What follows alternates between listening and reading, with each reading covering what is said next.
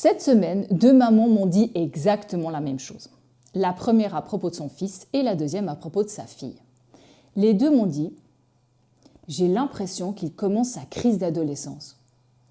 Le truc, c'est qu'ils ont les deux 9 ans. » Alors ça m'a fait réfléchir. Toi aussi t'es parent et tu te demandes parfois où est le mode d'emploi. Je te souhaite la bienvenue dans cette chronique des parents sans mode d'emploi. Ici, je partage des moments de mon quotidien de maman et les petites histoires toutes simples et les réflexions que j'en fais autour des émotions, du cerveau et de ce que ça vient aussi toucher chez nous en tant que parents. Pas pour donner des leçons, juste pour ouvrir des réflexions. Bonne écoute! En discutant avec elle, je me suis demandé, est-ce qu'il s'agit vraiment d'une crise ou est-ce qu'on est simplement face à un enfant qui grandit? Du coup, j'ai envie de creuser un peu le sujet pour mieux comprendre ce que vivaient ces deux mamans et ce que vivaient leurs enfants. Alors aujourd'hui, j'ai envie de te partager ce que j'ai découvert, mais aussi la réflexion que ça m'a inspirée.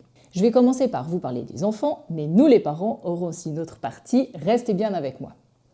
Donc autour de 8-10 ans, il se passe quelque chose d'assez intéressant. Les psychologues du développement comme Jean Piaget expliquent qu'à cet âge-là, les enfants commencent à développer davantage leur logique, leur esprit critique et leur capacité à raisonner. En gros, ils commencent à moins penser parce que maman ou papa l'a dit, et davantage, oui, mais pourquoi? Et je crois que c'est souvent là que nous, les parents, on commence à transpirer un peu. Avant, on pouvait simplement donner une consigne. Maintenant, ils veulent comprendre. Avant, ils acceptaient plus facilement certaines règles. Maintenant, ils les questionnent. Avant, ils nous voyaient un peu comme leurs super-héros. Et maintenant, ils commencent à voir aussi nos incohérences. Parce que ce n'est pas seulement l'enfant qui évolue. La relation parent-enfant évolue aussi. Et nous demande parfois de revoir notre manière d'accompagner. Et je ne suis pas sûre que ça, on soit toujours prêt. Une des mamans me racontait aussi que l'école avait évoqué un éventuel TDAH. Son fils bouge beaucoup, il est facilement distrait, il trouve que peu d'intérêt à l'école, c'est parfois un peu compliqué. Donc finalement, les évaluations n'ont pas confirmé TDAH et ça m'a fait réfléchir.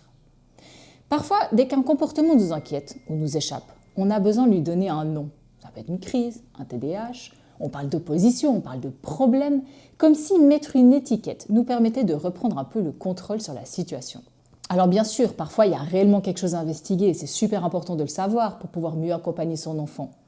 Mais il arrive aussi qu'on soit simplement face à un enfant qui grandit, qui cherche sa place et qui construit peu à peu son identité. Je crois que ce qui est difficile pour nous les parents, c'est pas toujours le changement de notre enfant. C'est tout ce que ce changement nous oblige à remettre en question, à adapter et parfois même à apprendre. Parce qu'un enfant, quand il grandit, il nous oblige à faire évoluer notre manière d'être parent. On ne peut plus uniquement imposer. On doit maintenant davantage expliquer, on doit écouter, argumenter, comprendre et parfois accepter aussi que l'enfant ne soit pas d'accord avec nous. Ça me fait penser à Guillaume récemment qui rentre de l'école et puis qui me dit « Je vais tous les exploser ». Et dans son langage, ça veut simplement dire « je vais tout donner pour gagner ». Ma première réaction aurait été de le reprendre et de lui expliquer qu'on ne parle pas comme ça des autres. Mais au lieu de ça, j'ai essayé de comprendre ce qu'il voulait réellement dire par là et ce que cette phrase représentait pour lui. Et je me suis aussi demandé, mais pourquoi ça me dérange autant? En fait, c'est très simple. Moi, depuis enfant, je ne suis pas quelqu'un de très compétitif. J'ai d'ailleurs évité au maximum tous les sports qui impliquaient des concours ou des compétitions. Alors quand lui, il exprime cette envie de gagner avec autant d'intensité et surtout de cette manière, ça vient forcément toucher quelque chose dans ma propre vision du monde. Et si derrière ces mots, il y avait simplement un enfant motivé, ambitieux et enthousiaste?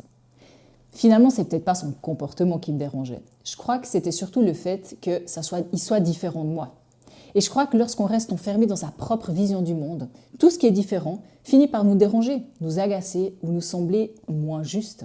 Alors vous vous demandez peut-être, ok, mais comment accompagner ces changements? Je dirais que la première piste, c'est peut-être de chercher à comprendre avant de se braquer, reprendre ou corriger. Le psychiatre Daniel Siegel, il parle souvent de « connect before redirect », littéralement « connecter avant de rediriger ». Avant de vouloir changer ou corriger un comportement, il y a souvent énormément à apprendre en cherchant d'abord à comprendre ce qu'il exprime et ce qu'il essaye de nous dire. La deuxième piste, c'est de simplement d'accepter que l'autonomie ressemble parfois à de l'opposition. Parce qu'un enfant qui s'affirme n'est pas forcément un enfant qui nous défie. C'est parfois simplement un enfant qui apprend à exister par lui-même.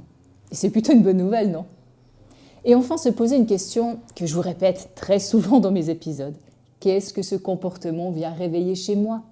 Parce que parfois, c'est pas l'enfant qui est difficile, c'est notre besoin de contrôle qui est touché, notre impatience, nos peurs, nos attentes. Donc finalement, je me demande si la vraie question n'est pas qu'est-ce qui arrive à mon enfant, mais plutôt comment est-ce que moi, je peux évoluer avec lui.